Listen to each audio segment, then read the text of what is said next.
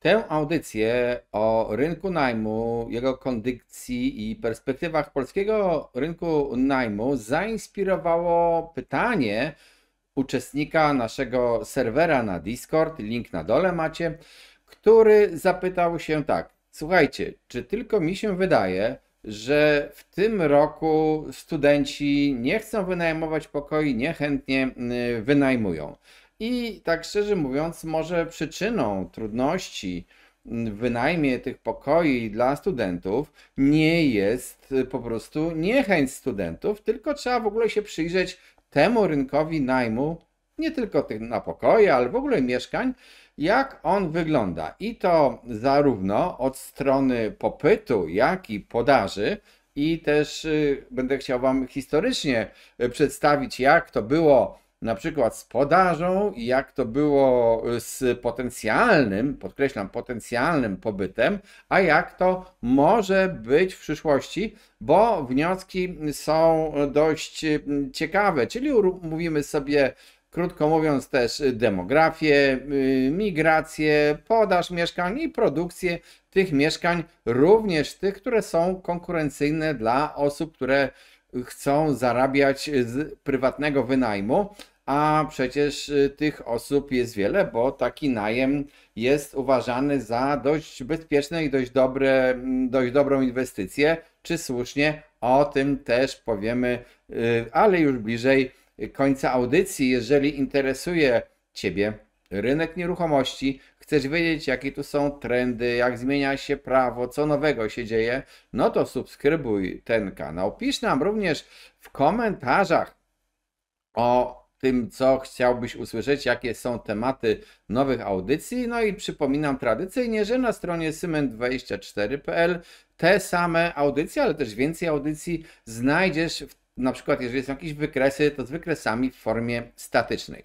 Przechodząc do tematu tych mieszkań na wynajem, zastanówmy się najpierw, jak w ogóle wygląda sytuacja z podażą tego najmu i spójrzmy się na taki wykres. To jest wykres przygotowany przez Narodowy Bank Polski na podstawie źródła Ministerstwa Finansów i na tym wykresie widzimy rosnącą ilość podatników wykazujących przychody z tytułu najmu w tysiącach osób.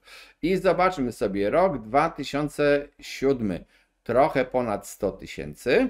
Rok 2022, no już ponad 800, a 2023 rok się jeszcze nie skończył. Oczywiście możecie powiedzieć, no tak, ale przecież jakaś jest szara strefa, ludzie wychodzili z szarej strefy i teraz bardziej się ujawniają z tym najmem i w ogóle najem okazjonalny króluje. No i też nie do końca, bo według danych Ministerstwa Finansów, tych takich najmów okazjonalnych, to zgłaszanych jest ostatnio niecałe 50 000. Szczerze mówiąc, mnie ta liczba zaskoczyła, że to tak mało.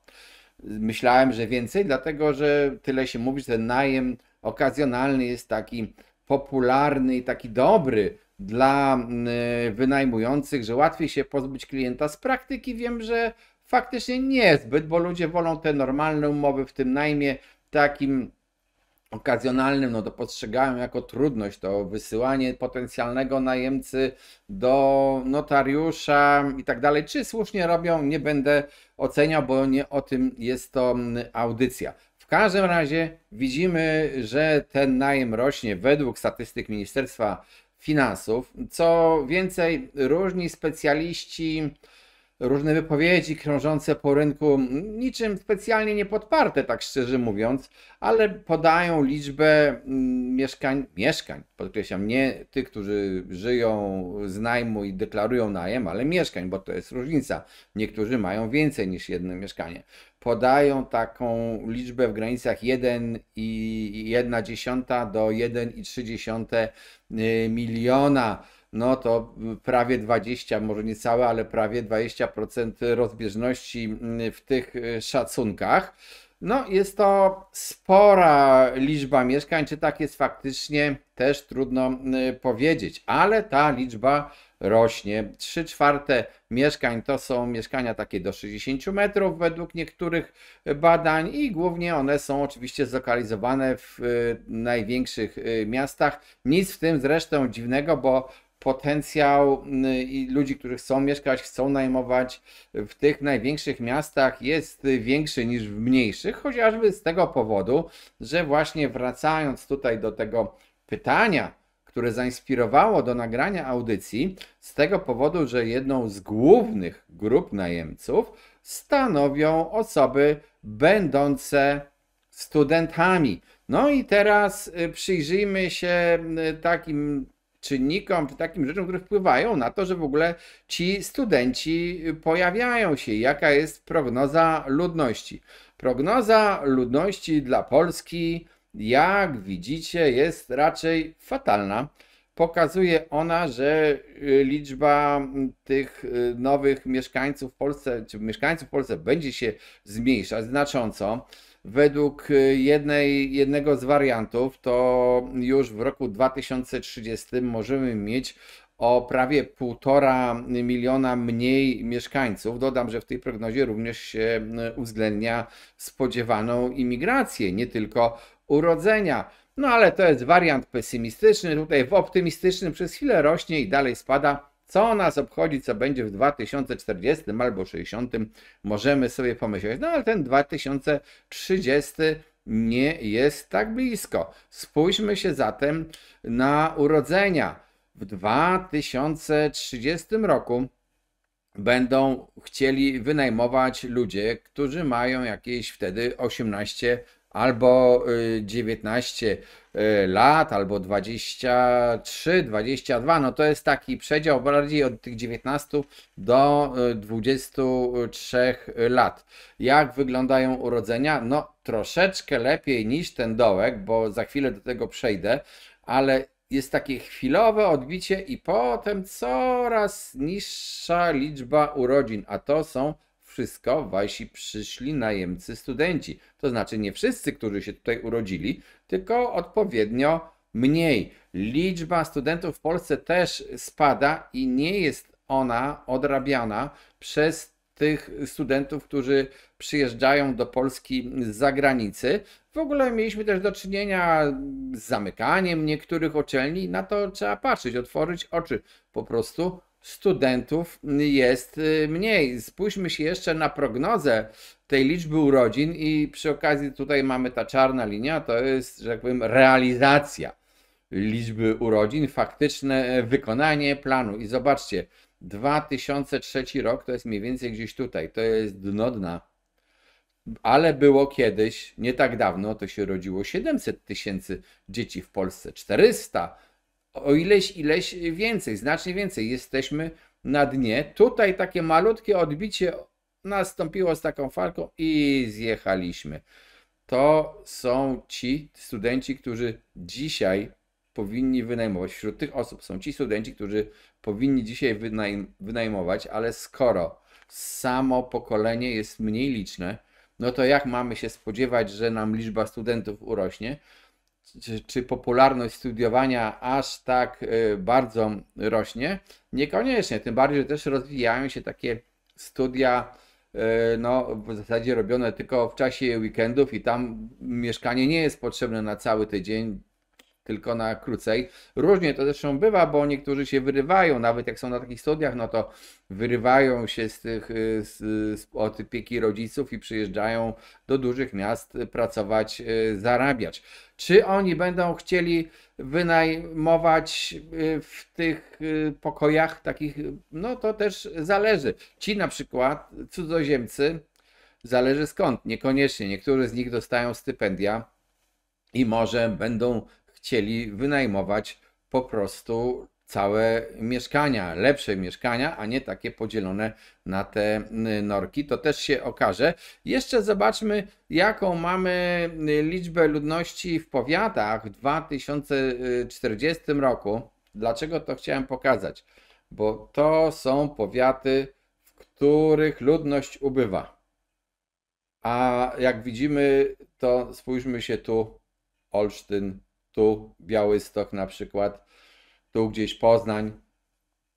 więcej ludności ma zamiar mieszkać w tych okolicach, w powiatach pod tym miastem, niż w tym samym mieście.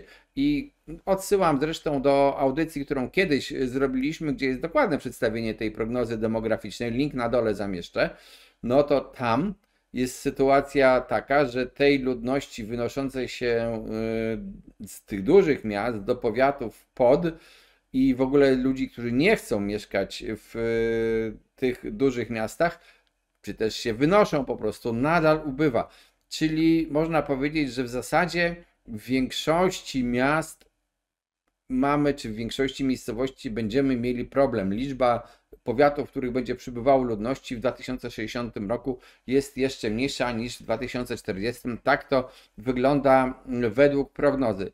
Jednym słowem, to wszystko chyba nie jest najlepsze, bo widzimy, że rośnie podaż mieszkań w stosunku do potencjału ludności. Można powiedzieć, imigranci nas uratują, ale imigranci, czy jak niektórzy mówią uchodźcy z Ukrainy, to nas ratowali wcześniej. Teraz oni nawet już zaczynają niektórzy wyjeżdżać z Polski i nie jestem taki do końca przekonany, czy ta migracja do Polski będzie aż tak silna w najbliższej przyszłości, silniejsza niż w tych prognozach, bo w tych prognozach było to, jak powiedziałem, już uwzględnione. Co jeszcze warto pamiętać o zwiększeniu się podaży mieszkań do wynajęcia? No, ci prywatni inwestorzy, którzy wynajmowali mieszkania i ten rynek takiego najmu wolnego, swobodnego, ja nie mówię o mieszkaniach takich dostępnych, jakichś czynszowych, zakładowych i tak dalej, tylko tego wolnego najmu, był w zasadzie na barkach tych inwestorów prywatnych, ale wchodzi im konkurencja i to nawet z dwóch stron. Weszła już, powiedzmy sobie, nie w jakiś sposób na razie ogromny, ostrożnie, ale w tych większych miastach i w najlepszych lokalizacjach w tych miastach, takich potencjalnie zgarniających największą liczbę najemców, budują już różne firmy, różne fundusze, całe budynki, czy nawet całe, może takie osiedla tych domów. Na razie to jest kilkanaście tysięcy w skali kraju, czyli powiedziałbym szału nie ma. Do 2025 roku te ich plany to mniej więcej około 50 tysięcy budynków w kraju, ale właśnie w tych głównych miastach. To na razie nie jest dużo, wchodzą ostrożnie. W Polsce nie ma ciągle ustawy, na przykład o funduszach, które mogłyby inwestować, polskich funduszach, które by mogły inwestować w takie budownictwo. No więc oni wchodzą, powiedziałbym, ostrożnie, ale najemcy wolą taki najem instytucjonalny. Dlaczego? Dlatego, że taki profesjonalny wynajmujący, który zbudował cały budynek czy całe osiedle przeznaczone pod ten wynajem, to on po pierwsze jest, no nazwijmy to, przewidywalny. Jego psychika jest przewidywalna i on nie przyjdzie nagle i nie zacznie nas wyrzucać z tego mieszkania tylko dlatego, że on tutaj chce zamieszkać albo mu się coś zmieniło.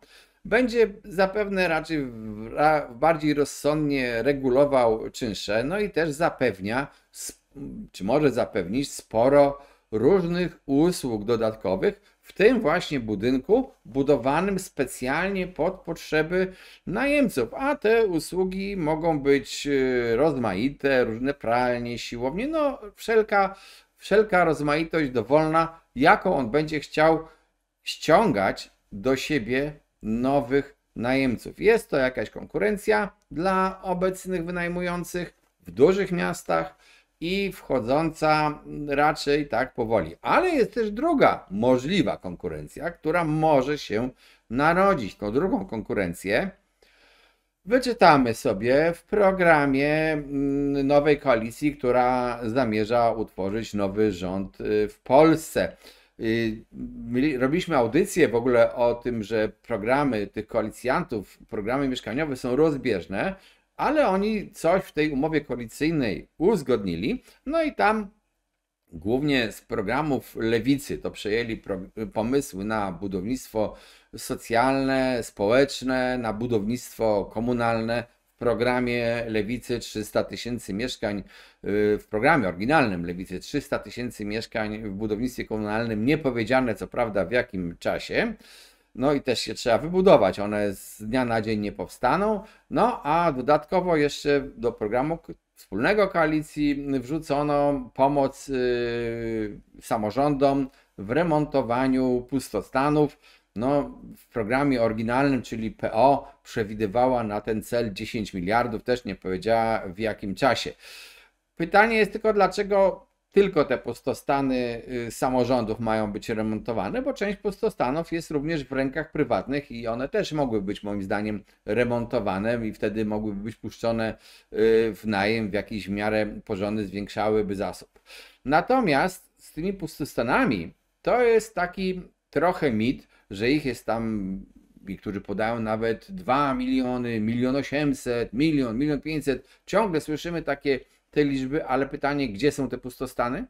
Czy one są w ogóle w takim miejscu, w którym ludzie chcą mieszkać? Czy też są gdzieś, jak ktoś mówi, u diabła na kuliczkach i tam nikt nie będzie chciał mieszkać i żadne pieniądze na remont tego pustostanu nie spowodują, że on zostanie wyremontowany i ktokolwiek w nim zamieszka. No ale jednak ta akcja remontowania pustostanów i pomysły na wspieranie budownictwa na wynajem, na wspieranie właśnie budownictwa komunalnego również tworzą konkurencję dla tych osób, które chcą prywatnie wynajmować mieszkania i można sobie wyobrazić, że jeżeli zostaną zrealizowane te pomysły, no to będą częściowo odbierały tych potencjalnych najemców, a tych potencjalnych najemców raczej może ubywać, przynajmniej baza ich może stawać się mniejsza, no bo potencjalnym najemcą takiego lokalu od osoby prywatnej nie będzie raczej osoba starsza, która już dawno ma swoje mieszkanie. To będą raczej osoby młode, które z różnych powodów chcą wynająć. Jak powiedziałem, duża część z nich to są studenci. Ale tutaj też warto zauważyć na pocieszenie osób, które chcą żyć z wynajmu, że wzrasta taka grupa 30-latków, między 30 a 40 lat, mniej więcej. Tacy, którzy, no nawet już po studiach, którzy zaczęli zarabiać, którzy sami się utrzymują, nawet założyli rodzinę, ale z jakiegoś powodu nie chcą lub nie mogą pozwolić sobie na mieszkanie. No nie mogą, bo po prostu nie mają pieniędzy, albo ich zarobki są za małe, jak na zdolność kredytową, albo po prostu nie chcą zaciągać takiego zobowiązania. Jeszcze dzisiaj się nie zdecydowali, gdzie będą żyli na stałe. Myślą może o tym, że wyemigrują, więc na razie albo będą szukali pracy, może praca się znajdzie w innym mieście albo w innym kraju. Wobec tego na razie są gotowi wynajmować mieszkanie, być najemcą, tak już bardziej precyzyjnie. I ta grupa ludzi, czy taki chęć do wynajmu może rosnąć, zwłaszcza jeżeli będzie sytuacja taka, że na przykład raty właśnie te kredytowe są bardzo wysokie i znacząco wyższe od czynszu, którego chce właściciel. Ale powiedziałem już, te raty wyższe, raty dzisiaj mamy faktycznie, jeżeli komuś nie przysługuje ten bezpieczny kredyt, to raty mamy dość wysokie, oprocentowanie dość wysokie. Jest nadzieja, że będzie spadać. Jak będzie spadać to oprocentowanie, no to popularność i taki ekonomiczny sens kupienia mieszkania zamiast wynajmowania będzie rósł, jeżeli czynsze będą pozostawały na tym samym poziomie. Bezpieczny kredyt. Niektórzy uważają, że on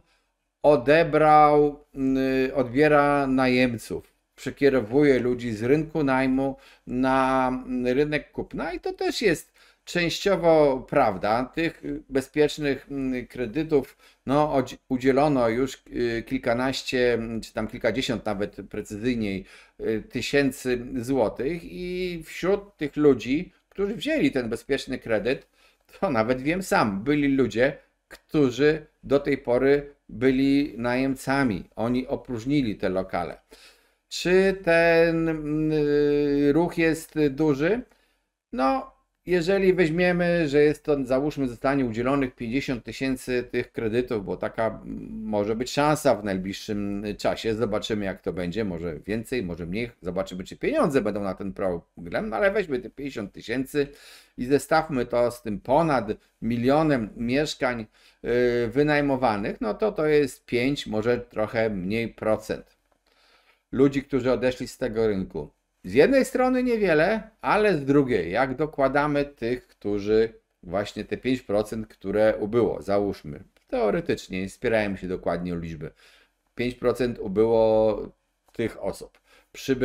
Przybędą mieszkania za jakiś czas te komunalne, załóżmy, że przybędą. Zaczną się pojawiać te mieszkania zremontowanych pustostanów. Załóżmy, że będą, zależy jak będą dystrybuowane. One wszystko powodują konkurencję dla tych wynajmujących, a dodatkowo jeszcze, bo to jest dla funduszy, ale fundusze znowu powodują konkurencję dla tych wynajmujących. Jednym słowem, dla tych wynajmujących, którzy dzisiaj żyją z zarobku, z wynajmowania mieszkań, czasy, nie chcę powiedzieć, bo to byłaby nieprawda, że nadchodzą czasy trudne. To też zależy, gdzie masz to mieszkanie, które wynajmujesz, w jakiej miejscowości. W jednej jest gorzej, w drugiej lepiej. Przypominam też z naszych poprzednich audycji, że na przykład w stosunku do 2022 roku to pokazywaliśmy, że podaż w niektórych miastach wzrosła o 86, o 75%, ogromnie.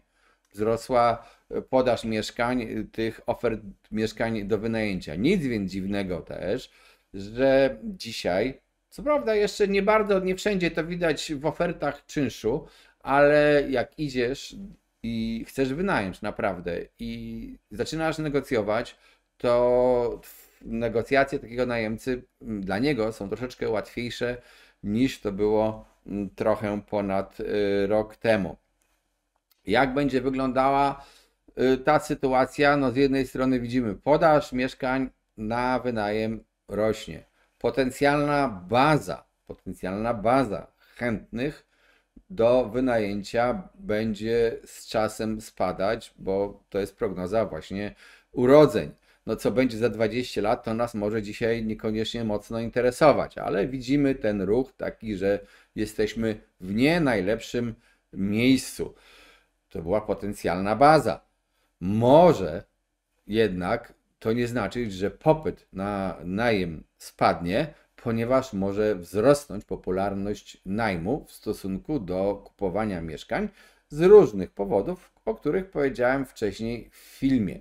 Tak więc no widzimy, tutaj wynajmujący muszą zacząć się starać, muszą mieć trochę lepsze te mieszkania. Może tak się zdarzyć, że już takie najgorsze mieszkania, bo niektóre są naprawdę fatalne i to w ogóle, bym powiedział, takie urągające XXI wiekowi, to one już po prostu nie będą się wynajmowały. Albo będzie bardzo, bardzo duża trudność, albo prawie za darmo. To jest po stronie wynajmujących. Niepewność, ale zobaczymy, jak będzie z najemcami.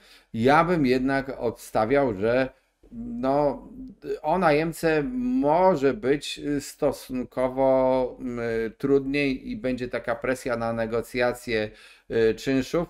No, ale też chciałem zauważyć, że mamy taką sytuację ostatnio z ogromnym wzrostem cen mieszkań, przynajmniej niektórych, szczególnie tych mniejszych, właśnie z powodu programu bezpiecznego kredytu. Na razie koalicja nie mówi nic o tym bezpiecznym kredycie. On może wygasnąć. Zapomniała mówić o swoim programie kredytu 0%. Mam nadzieję, że on nie wróci na rynek, przynajmniej takim po prostu nie będzie prostym następcą, bo trochę psuło rynek, ale to wszystko spowodowało podbicie cen mieszkań. I dzisiaj, jeżeli by ktoś chciał kupić mieszkanie inwestycyjnie po to, żeby je kupić i musi zapłacić więcej, a potem wynająć, a czynsze, jak powiedziałem, stagnacja lub lekko w dół, no to zasadność tej inwestycji, zwrot z tej inwestycji staje się trochę gorszy niż był. No i tutaj część inwestorów chcących kupować mieszkania na najem, czyli do wynajmowania później, troszeczkę się wykruszyła. Byli też tacy, którzy kupowali takie mieszkania po prostu na kredyt i wiele osób takich było, bo zakładało, że po prostu ten kredyt, kiedy raty były niskie, ten kredyt zostanie spłacony przez najemcę.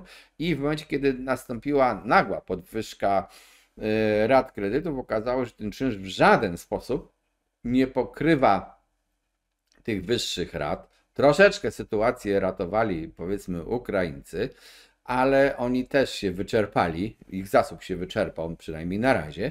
I w związku z tym nagle się okazało, dobrze, ale ten czynsz nie pokrywa mi tej raty, a w ogóle no, chcieliśmy przerzucić te czynsze na tych najemców, te wzrosty tych opłat rat na tych najemców, ale to się nie daje, bo nagle jest coraz większa podaż mieszkań do wynajęcia. No i część z tych osób może wyjść z rynku najmu, bo część z nich uzna, dobrze, to może mi to nie pokrywa, ale ja będę dopłacał i stać mi na to, żeby mi dopłacać na przykład 500 zł, 1000 zł, dopłacać w cudzysłowie, do różnicy między ratą a czynszem, a inni po prostu stwierdzą, że nie chcą dopłacać i będą wychodzić z tej inwestycji. Takie rezygnacje też mogą następować, no bo jeżeli komuś się nie wynajmują te pokoje czy te mieszkania, to on też będzie kiedyś chciał z tej inwestycji wyjść, więc może nastąpić taka naturalna selekcja czy też ubywanie wynajmujących, co tym, którzy pozostaną w biznesie, będzie troszeczkę poprawiało warunki konkurencyjne. Jak widzimy, ta cała przyszłość jest mocno ciekawa i no zobaczymy, bo ja tu mówiłem o tej na przykład konkurencji budownictwa komunalnego, ale czy to budownictwo naprawdę zostanie zrealizowane? Ja nie wiem. Do tej pory wiele planów takich szumnych, różnych rządów, budownictwa takiego, nazwijmy to dla ludzi, wychodziło delikatnie mówiąc tak sobie. To nie zawsze były one zrealizowane zgodnie z zapewnieniami, czy zgodnie z chęciami tych twórców tych programów. Tym razem może się udać, może się nie udać. Ja tutaj nie będę mówił, czy się stanie, no bo to przecież zależy mocno bardzo od determinacji władz politycznych kraju, ale także od determinacji samorządów, czy chcą takie budowy zrealizować. Dodam, że są też takie samorządy, na przykład warszawski, który takie mieszkania w jakiś tam sposób buduje i to nawet niekoniecznie w najgorszych lokalizacjach, jak niektórzy podejrzewają, że to będzie gdzieś też na peryferiach, niekoniecznie. Więc widać, takie inicjatywy również są. Skala na razie jeszcze mała w stosunku do potrzeb mieszkańców Warszawy, no ale powiedziałem, zobaczymy. Nie wszystko możemy przewidzieć na 100%. Po prostu, przepraszam, jeżeli kogoś rozczarowałem, ale chciałem powiedzieć tak. Inwestycja i każda inwestycja jest obarczona jakimś ryzykiem.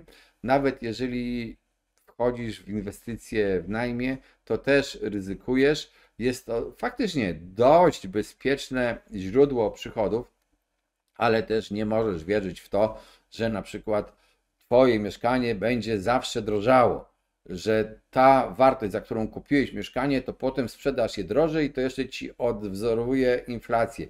To przykłady z naszych audycjach macie liczne, nawet z Polski przez wiele lat bywało, że te mieszkania, kiedy kupiłeś w pewnym momencie, szczególnie w takim rozgrzanym jak teraz, to potem jak przez wiele lat, nie przez rok, dwa, tylko przez wiele lat, sprzedawało je się poniżej ceny nominalnej, a jakbyśmy doliczyli inflację, to jeszcze dłużej trwał ten okres. A ponadto takie mieszkanie też, pamiętaj, starzeje się. I jeżeli patrzysz się na takie wykresy cen transakcyjnych dla mieszkań, średnich cen transakcyjnych, czy to w Polsce czy w swoim mieście to bardziej szczegółowo, lepiej wygląda. Nie wszystkie miasta w ten sam sposób drożeją. Są miasta takie, które wręcz nawet tanieją. Przecież to trzeba też prawdzie spojrzeć w oczy, więc już w ogóle wtedy na tym mieszkaniu swoim nie zarobisz tak jak inflacja.